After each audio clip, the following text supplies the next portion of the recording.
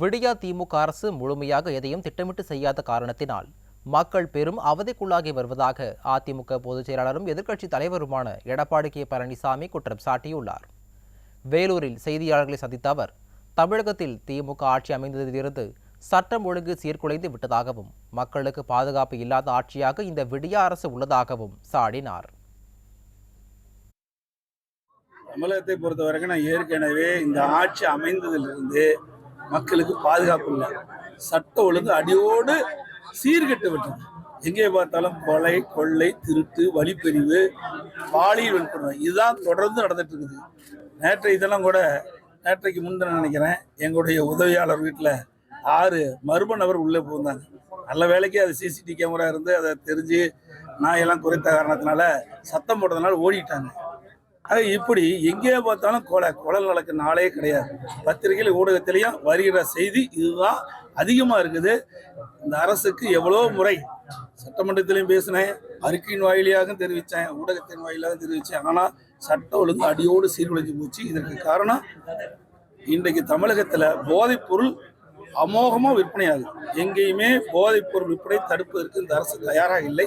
அதனால கஞ்சா போதையில் இருக்கின்ற ஆசாமிகள் இப்படிப்பட்ட நிகழ்வில் ஏற்படுத்தி சட்ட ஒழுங்கை சீர்குலைக்கின்றார்கள். ஆகவே இதையெல்லாம் வன்மையாக கண்டிக்கிறோம். தொடர்ந்து பேசிய அவர், கிளாம்பாக்கம் பேருந்து முனையத்தை அவசர கதியில் திறந்ததாலும் விடியா திமுக அரசு முழுமையாக எதையும் திட்டமிட்டு செய்யாததாலும் மக்கள் பெரும் அவதிக்குள்ளாகி வருவதாக கூறினார்.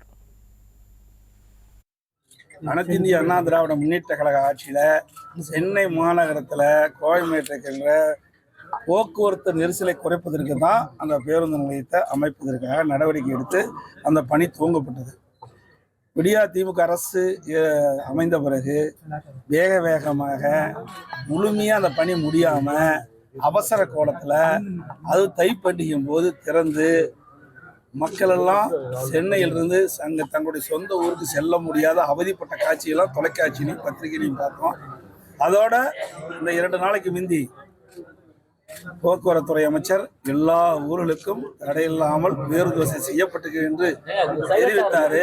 அதை கருத்தில் கொண்டு பயணிகள் எல்லாம் நம்பி கிளாம்பாக்கம் பேருந்து நிலையத்தில் சென்று பேருந்து இல்லாமல் அந்த பேருந்து நிலையத்திலே விடிய படுத்துவரைய காட்சியெல்லாம் தொலைக்காட்சியில் பார்த்தோம். இதையெல்லாம் கண்டித்து நான் அறிக்கை விட்டுக்கிறேன்.